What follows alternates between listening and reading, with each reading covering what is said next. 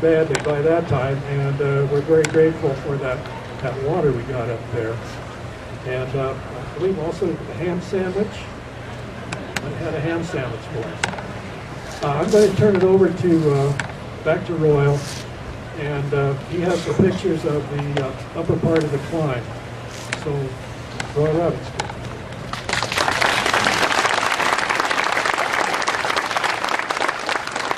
Thank you, Mike, my old friend, for bringing us halfway up the base of Half Dome. I have a few, oh, you weren't finished. You're supposed to talk about the newspaper article saying something to the effect of 3 make perilous Half Dome climb.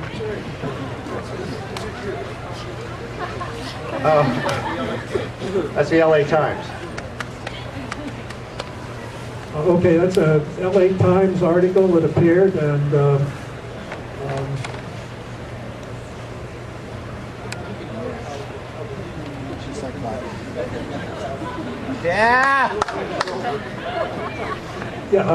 you can see a couple of minor errors in this thing. Like, apparently they got their information from the chief ranger, and he said that the ascent included 500 feet of the face of the dome, which is nearly 9,000 feet high. And it says that it's the first time the climb had been made from the east shoulder. At least they spelled the names correctly.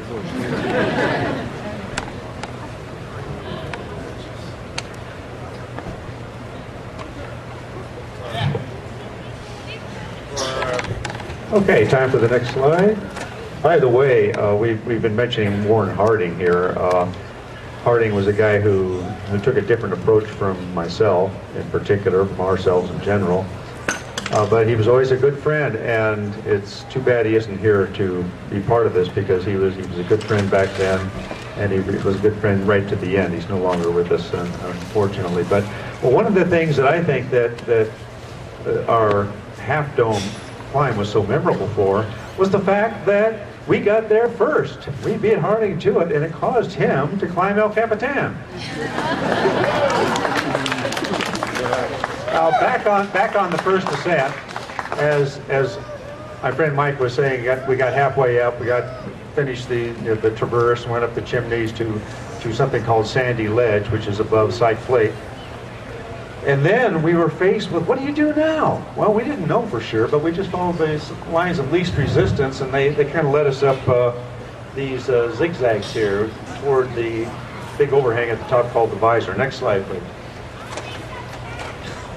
And so this is in the last morning of when Liz and I climbed it.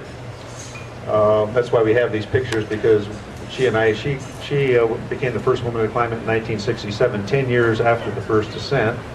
And we were up there, and this brings back memories of when we three were up there wondering what we were going to do now. Well, we decided that we were either going to get to the top or we were going to get off. So we took our haul bag, which was very heavy, and threw it off. Well, ended up at the bottom. We picked it up later. And luckily, we did get to the top. We decided we're going to keep climbing, although it didn't look very likely. You can see that. We weren't going over the overhang at the top. It looked blank on either side. But we decided we'll keep climbing as high as we can, just to rub noses with the impossible, just to make sure that it's impossible. It's a good thing we did. Next slide, please.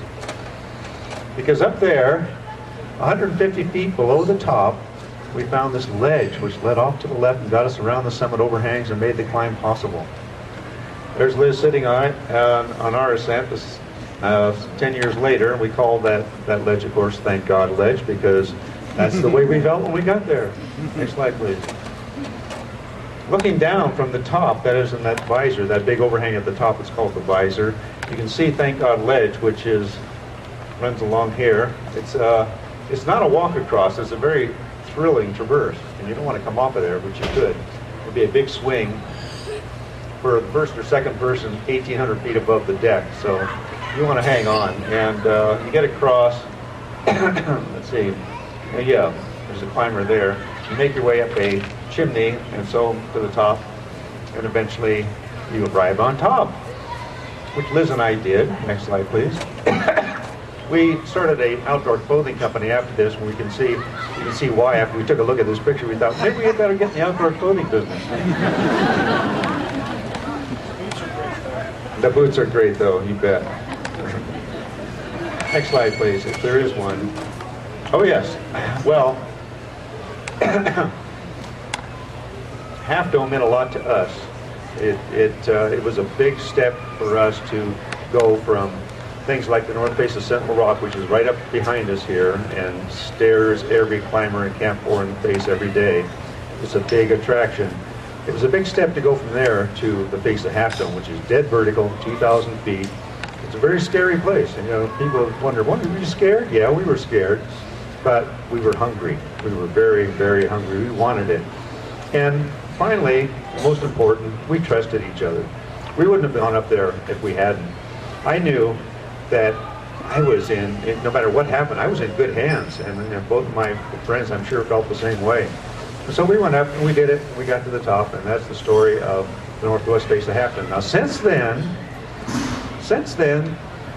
as I alluded to at the very beginning, people have been doing pretty marvelous things. They've climbed all the way up in record time, very fast. Done it without a rope. They've climbed the face of Half Dome without pitons, without hammers, using only natural protection. And right now, of course, the Half Dome has been climbed. There are a lot of roots on the face, there are roots on all sides. And right now, Sean Rose is being photographed by Doug Robinson, who made the first climb up there with Galen Rowell.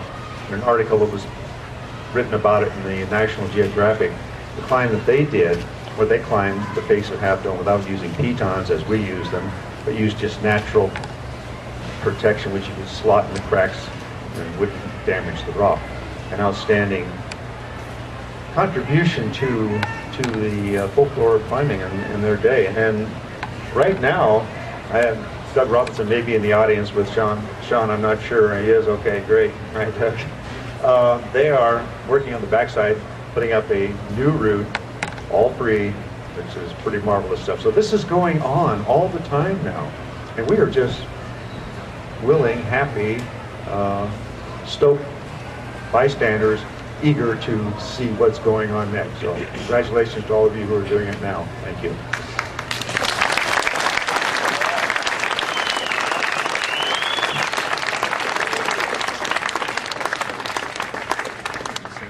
Okay, thank you guys very much. Let's have another round of applause. A great gentleman climber.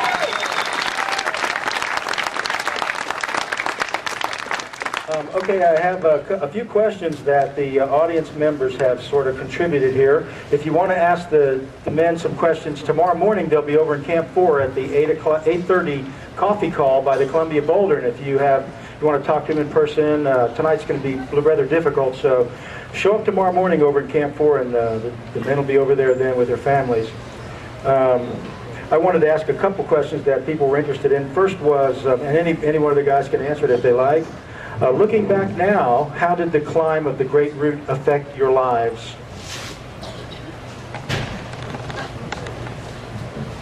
Well, I have to say that my daughter thought I was just a regular dad. At 10, she called me excitedly, collect from camp at Bass Lake, and she says, Daddy, you're famous. And I said, what do you mean I'm famous? She says, you're in the Guinness Book of World Records. And I said, nah, I don't believe it.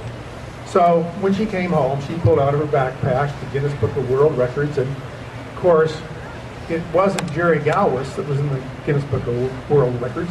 It was the sheerest face, Half Dome. Nice. But of course, they just happened to mention the three of our names. So it changed my life. I was now a real hero in the eyes of my daughter. All right. Okay, a question that our modern climbers probably have, because you see these guys working out all the time and just getting buff, and you look back there in the back and these guys, they don't even have stomachs. They're just washboards, okay? So what did you guys do, if anything, special to get in shape for these climbs?